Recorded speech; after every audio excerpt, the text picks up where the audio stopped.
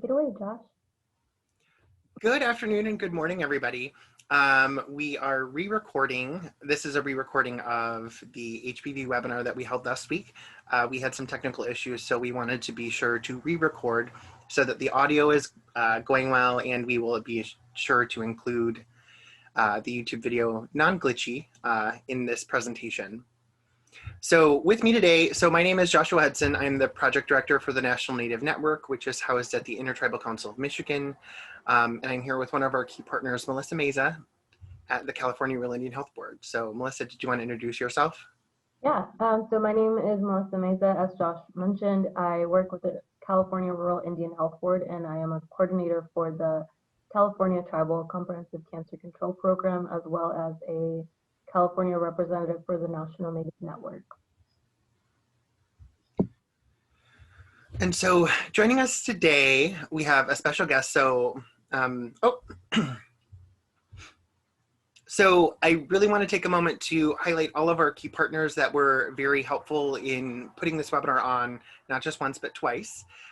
So the National Native Network, the Intertribal Council of Michigan, American Indian Cancer Foundation, California Rural Indian Health Board, and we also have a special representative from the Oklahoma City Indian Clinic.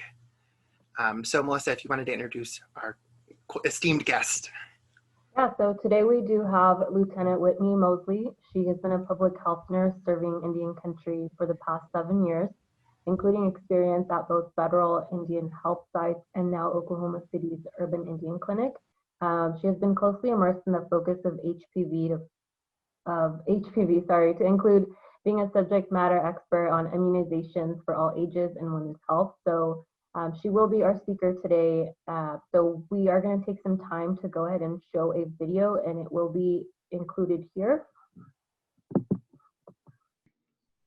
Hi, I'm Beth from the Intertribal Council of Michigan, and joining me today is Melissa Buffalo from the American Indian Cancer Foundation and her lovely daughter, Mills Bailey.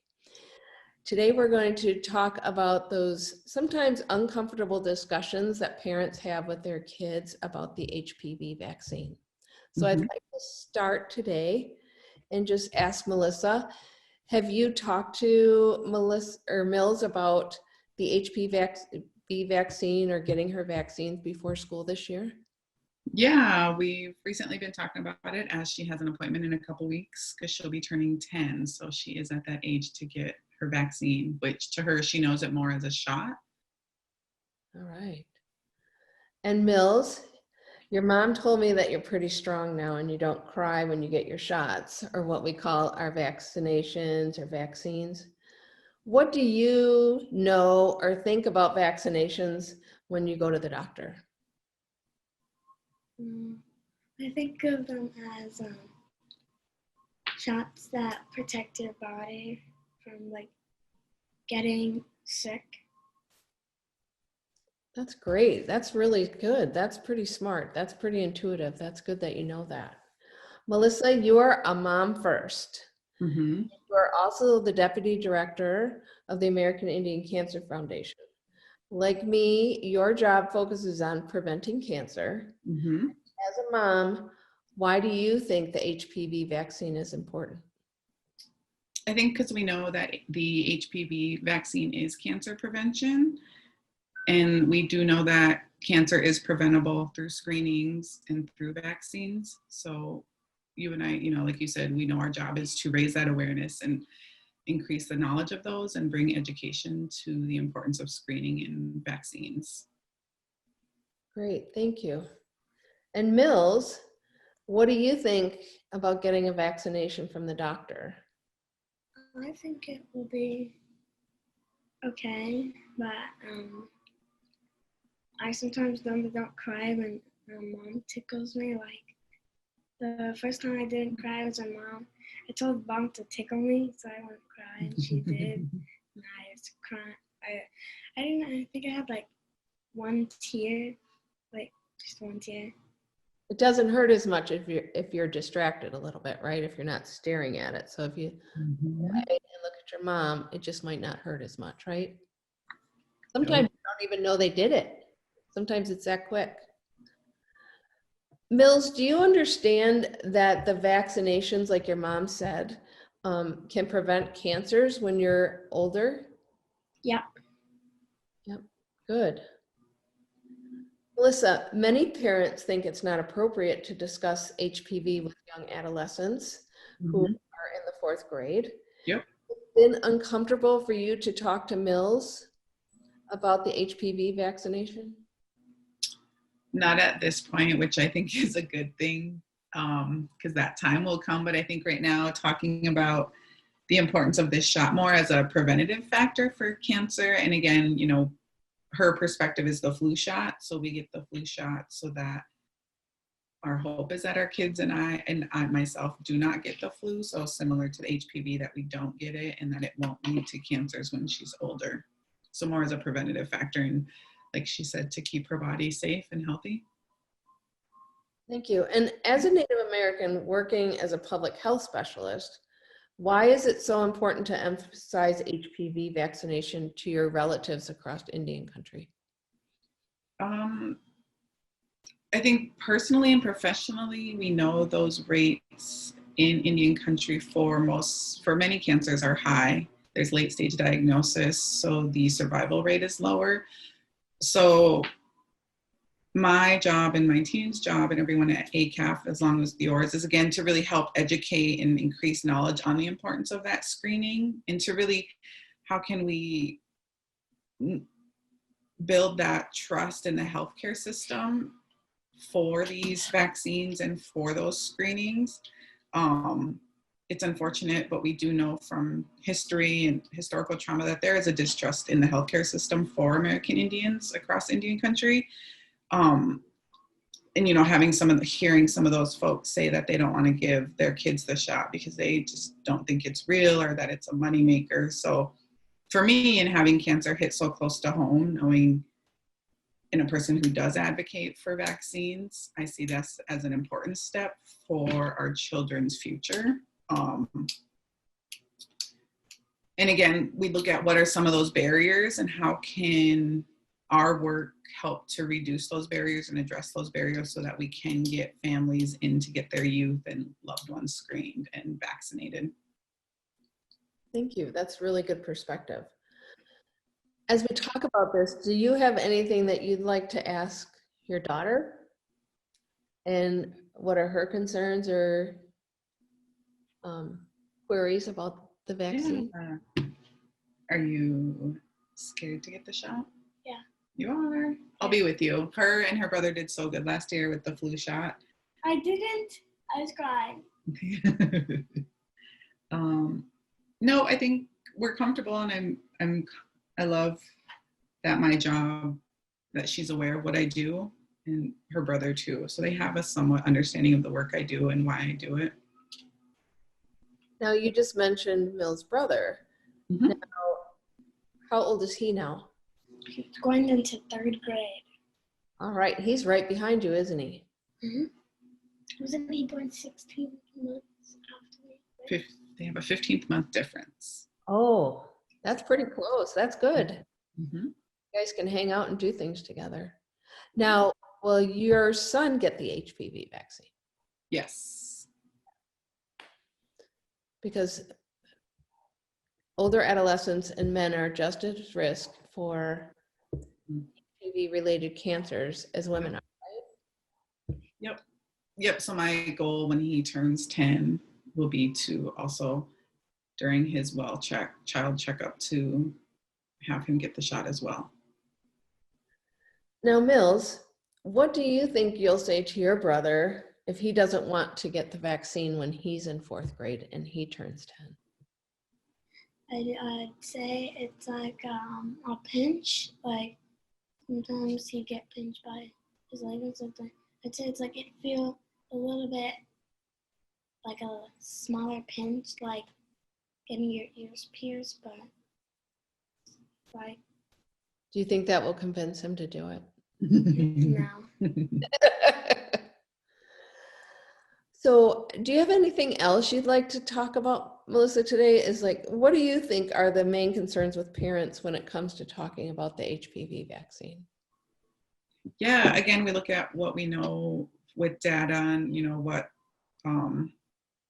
we think about that distrust in the system. Again, we know that the HPV vaccine is cancer prevention, and there are ways that we can prevent cancer. And I think about those cancer burdens in Indian country. So our job is to have those open conversations, to encourage parents to have those conversations with their healthcare provider. And I think education can happen outside the room, the patients where you're talking with your doctor. How can you do it at school or other places that we can talk about healthcare, because it's part of our everyday life and what we need to do to be healthy and keep our body well. And again, just continuing, and I think that our job is to help reduce those barriers, to change those burdens, especially for our future, for our youth. And when we talk about barriers, I think, we know that there are barriers to care and getting into the clinic, but I also think sometimes parents think there are barriers to talking about HPV, right? Mm-hmm. That Mm-hmm. barriers in talking to their young children, when, like you state, the truth about this vaccine is cancer prevention. It doesn't have to Mm-hmm. encompass things that are not appropriate for attention. Yeah.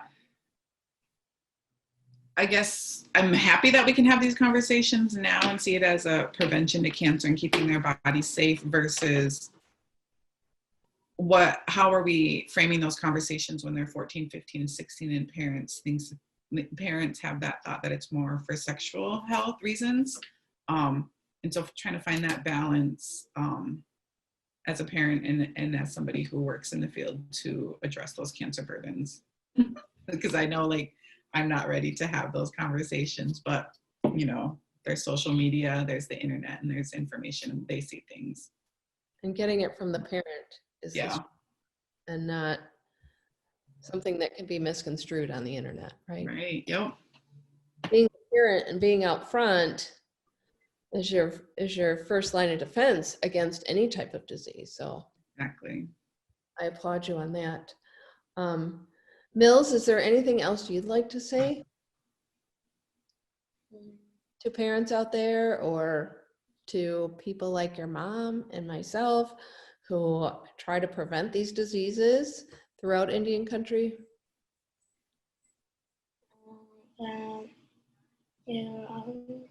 That HPV is not something fake. It's an actual thing. And like Mommy said, most people think it's fake, but it's actually true. And if you didn't get it now, it could have. You could get it. Like if you didn't get the shot, you could get it could prevent HPV. Cancer. Yeah.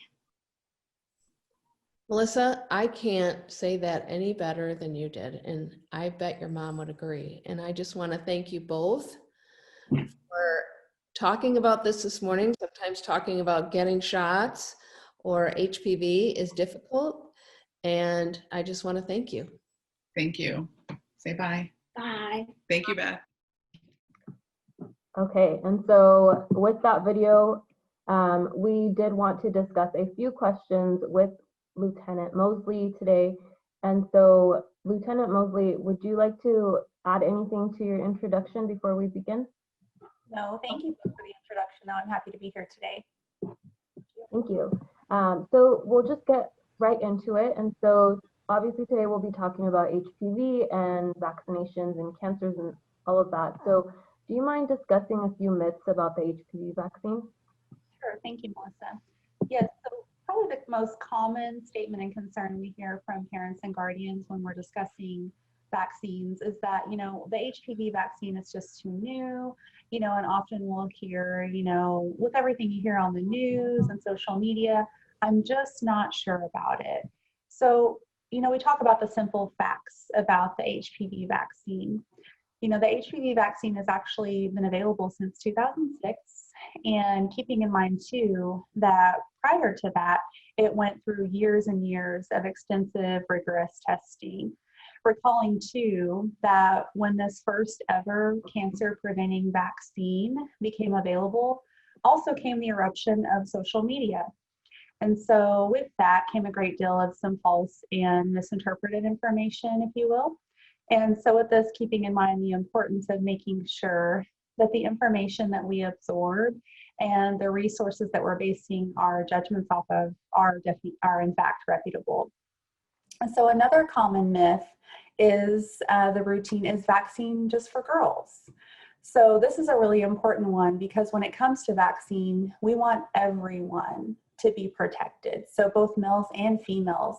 Males and females are both at great risk for becoming infected with HPV. So yes, both, again, our male and female children need to be protected against the virus, not just our female children. Thank you for that. And another major question that I hear from people is the HPV vaccine safe?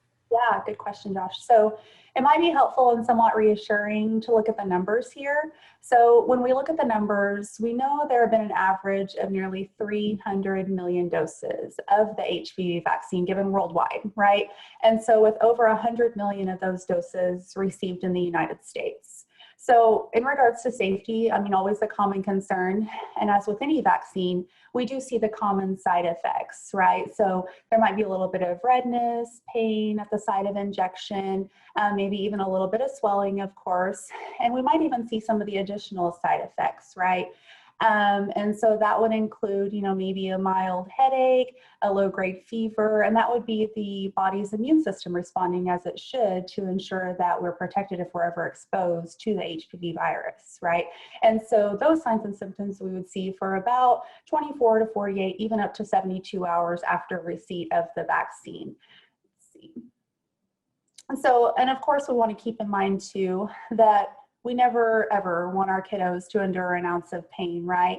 But if we can think about the long term, the big picture, when we're talking about HPV and remembering what we're doing by being able to provide this vaccine to ensure that we're providing that appropriate protection for our kiddos. Thanks, Josh. Thank you. So obviously HPV can affect us in many ways, as you've mentioned, but what are some diseases that are caused by HPV, and are there any risks that I should be aware of?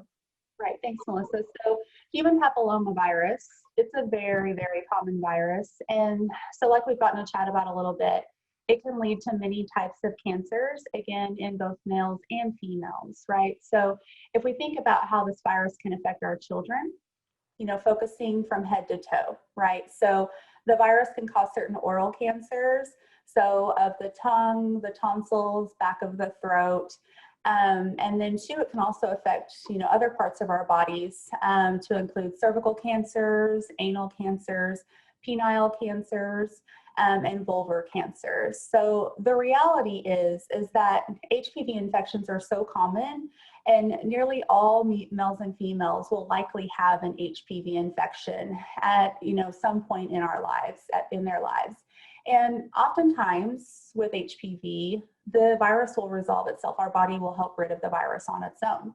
But when our immune systems aren't able to fight off those viruses is when it becomes a concern, and why it's important to help protect our children against these preventable cancers. Thank you.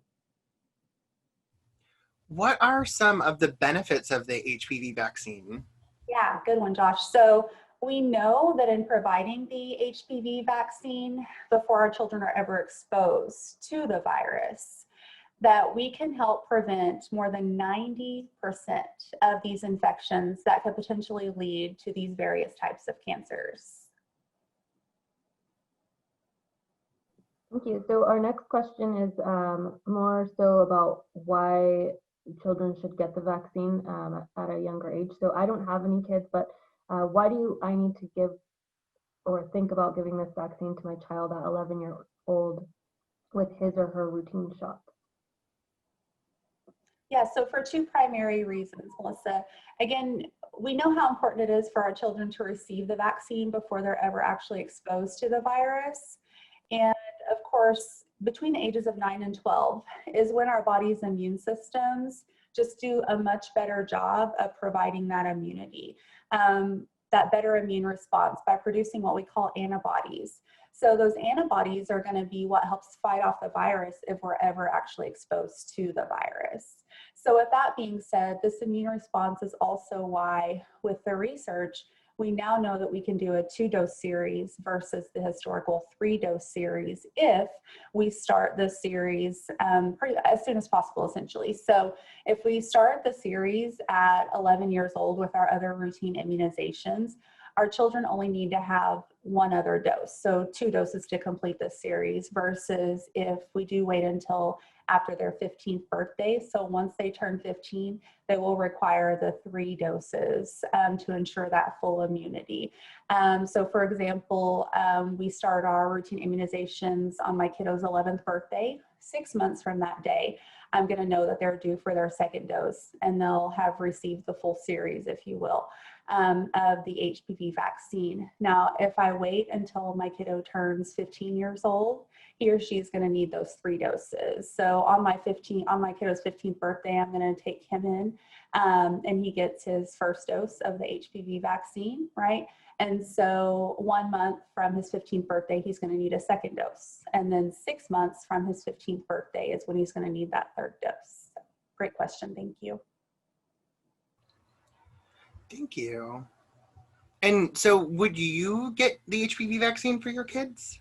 Certainly, Josh. Thank you. So when we think about HPV, prevention really is key here. So in time, I realized that with the mention of HPV and our kiddos, it tends to create a great deal of a great deal of emotion, if you will. So definitely not to discount those emotions for sure when we're thinking about this particular vaccine. So I can say, as a mom and as an aunt, as a nurse, and as a friend, I really am thinking about all of these risks and how they're affecting our children, right? But I never want to think about how these risks of HPV, will affect my loved ones, right? So thinking about it in that sense, and no other vaccine do we really have an emotional tie to if we think about it. Unless a family member or a loved one who's been touched by one of the, many diseases that our vaccines do protect against. So historically we hear, about a generation or 2 before us, may have, experienced polio and such, so there's an emotional tie to that when they get the importance of that and everything. But with HPV, it's protecting us against certain cancers, and cancers that can be sexually transmitted. So of course the overall topic, of cancer itself, and then we're bringing in, the topic that's protecting against sexually transmitted infections, right? So two senses that are going to bring up those emotions, if you will. So because of these factors, it seems oftentimes we really have to process, and evaluate more so with this vaccine versus the other routine vaccines that we have, and that have, quote, been around forever, So again, remembering that HPV isn't something new, and neither is the vaccine. But with the research and advancements, we now know just so much more about HPV and the vaccine. And, it's likely that these preventable interventions will only continue to advance. So ever since the beginning of the HPV vaccine, we've gotten to see the progression, right? So initially protecting against just 2 strains, and then 4 strains, and now 9 strains of HPV. So in summary, back to your question, my son's he's almost 2 years old, right? So by the time he's actually eligible to receive the HPV vaccine, honestly, there's no telling with the advancements, how many strains of the HPV, of HPV that he'll be able to be protected against with the vaccine. So just remembering too that prevention just really is key here. Thank you. So we do have some questions from our viewers, and we would like to kind of cover a couple of those. So the first one is, do you know of any clinics that are seeing patients right now during COVID? And how are people getting their vaccinations amidst COVID?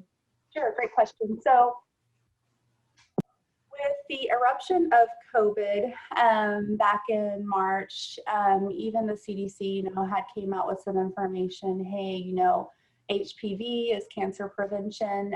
So thinking about prioritization, if you will, right? And so we still want to try to keep our kiddos on schedule and as protected as possible, because even in the midst of, fighting COVID as well, our kiddos' bodies could have to potentially be fighting the HPV virus as well too. So I can speak for our clinic too, that we do still have those appointments available and giving precedence, to our kiddos under 18 for sure. Thank you. There was another question. Does HPV affect the Native community at a higher rate than other communities? Yeah, Josh. So again, back to the CDC, there has been a great deal of research published on this as well too. So we do know that cancer is one of the greatest risks, amongst our Native population, right? And then two, the risk of HPV, in fact, yes. Thank you. And we do have some more clarifying questions. So is there a difference in the vaccine depending on the time that you receive it? So I'm interpreting this as far as like the vaccine goes. There's only one vaccine available on the market, right? So we just talked about there was one that protected against 2 strains, and then 4 strains, and now 9 strains. So there's only one HPV vaccine available on the market. That's the Gardasil HPV 9, protecting against the 9 strains. Yes. Is the HPV vaccine only for individuals who are sexually active? No, not at all. So as previously mentioned, it's actually ideal for, again, both our males and females to receive the vaccine ideally before we're ever actually even exposed to the virus via, sexual activity. And then this is more of a leading question. If you've been exposed to HPV in the past, does the vaccine protect you from cancer anyway? This is a really good one and a really common question, actually, I want to spend a few minutes on too. So, keeping in mind, so certainly you definitely want to receive the vaccine, because keeping in mind that the HPV vaccine currently protects against 9 strains of HPV. So even if you've ever been exposed to 1 or more types of HPV, it's not likely that you've ever been exposed to the 9 strains that the HPV vaccine currently protects you against. That makes sense, right? So yes, receiving the vaccine would actually still be beneficial for you. Good question, thank you. So there was a comment that just said, my daughter had her first HPV vaccination in September 2019, but due to COVID, we were not able to do the 6-month later vaccine. Would she have to start the series over? Yeah, so back to remembering that, so it doesn't specify age, I don't believe here. So keeping in mind too, if this particular kiddo were to have already had her 15th birthday, right? She needs the 3 doses, but we never have to play catch up when it comes to the HPV vaccine. So let's start there. Never have to play catch up.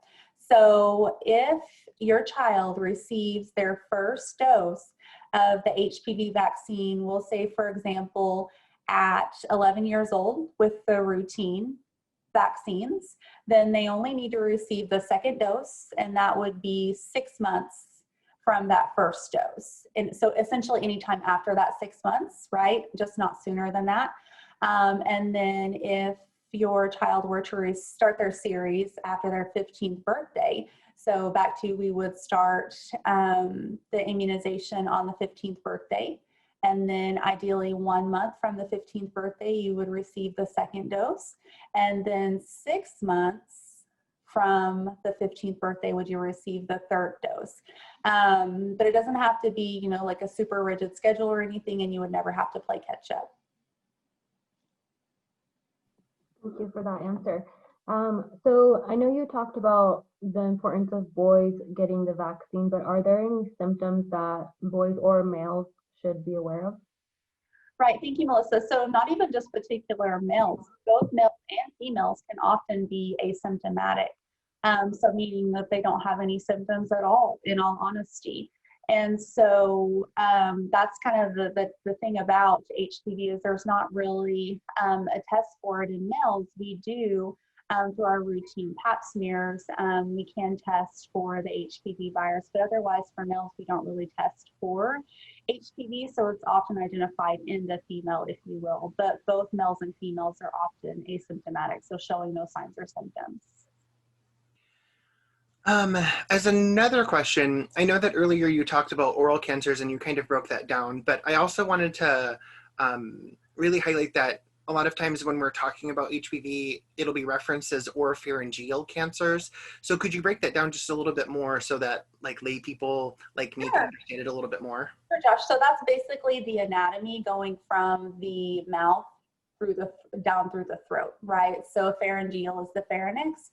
So oral is the oral. So we're in the oral cavity, so of the mouth. So we know that HPV can cause certain cancers anywhere inside the mouth. So primarily the tongue, the back of the throat, the tonsils, and then down the throat as well. So with that being said too, oropharyngeal cancers are actually the #1 HPV amongst males, and more specifically in Indian country. So we do have another question, and I believe it's also more clarification. So does the vaccine still produce antibodies if they've already been exposed to HPV? And I know you covered this a little bit. Do you mind going into it a little bit deeper? Sure, thank you, Melissa. So back to the production of antibodies. So when we talked about, so why, if I've ever had HPV, should I go ahead and receive the vaccine? Because remembering that the HPV vaccine is going to protect you against 9 strains of the high-risk HPV strains, knowing that there are hundreds or over 100 of the HPV strains. So back to the high risk, too, keeping in mind that it's not likely that if you've ever had HPV that you've had all 9 of those strains, right? So definitely important that even if you have the antibodies against certain strains of HPV, that you still receive the vaccine to ensure full protection. There was a clarifying question asked about the side effects of the shot because this person is considering having their 13-year-old son get the vaccine series. Yes, thank you, Josh. So again, going back to the routine side effects of any immunization. So with any immunization, we might be a little bit achy at the site of injection, maybe even a little bit of redness, a little bit of swelling. Also could run a low-grade fever, might even have a mild headache. And all of those symptoms we would see within the first 24, 48 to 72 hours. Also, with that being said, in full disclosure, I do, it's very individualized in all honesty, as far as each individual person is going to respond to the vaccine, of course. There are oftentimes, I didn't even feel a thing. Did you already do the shot? And then others, oh my gosh, that hurt so bad. So again, it's very individualized, but again, we have to think about that big picture. We have to think about the long-term benefit of receiving the vaccine. With that being said, if you look at the actual vaccine, it is kind of a white, little bit thicker vaccine. So we know, just like with, corticosteroids and such, if we receive a steroid, if you ever had a steroid shot or anything, it's kind of thick, it's kind of milky. So you have to think about that's going into the muscle. So unfortunately, there is a little bit of discomfort with that. But otherwise, just the routine signs and symptoms as with any other immunization. Thank you. Well, thank you so much, Whitney. So that concludes our questions from our viewers. But are there any takeaways you really want to stress to anyone joining us today? Sure. Really, I just want to, make sure that just like we've discussed throughout the session and everything, just making sure that we remember that prevention really is key here. And so if we can make sure we're getting our kiddos protected, honestly, as soon as possible with their routine immunizations, just to make sure that they have that opportunity for their body to provide that appropriate immune response, right? And then too, with any of the information, just ask questions, guys. Definitely talk to your healthcare providers. And then, if, just definitely being open to the conversations and everything, and just making sure that the information that you are absorbing is from a reputable resource. Thank you. Well, thank you so much for rejoining, and I'm really glad that we were able to do a clean recording. So thank you again for all of the time that Melissa and Whitney, or Lieutenant Mosley, both of you have contributed, and thank you so much for sharing your expertise with us, Lieutenant Mosley. I know that earlier in the pandemic, a couple of us partnered together and did a showing of Someone You Love, and we had a conversation with a gynecologic oncologist, but part of why we held this webinar was so that we could help equip some parents with having conversations with their youth. So thank you so much for sharing all of your expertise and all of your knowledge. And thank you for joining again. Thank you guys for having me. Thank you. Thank you.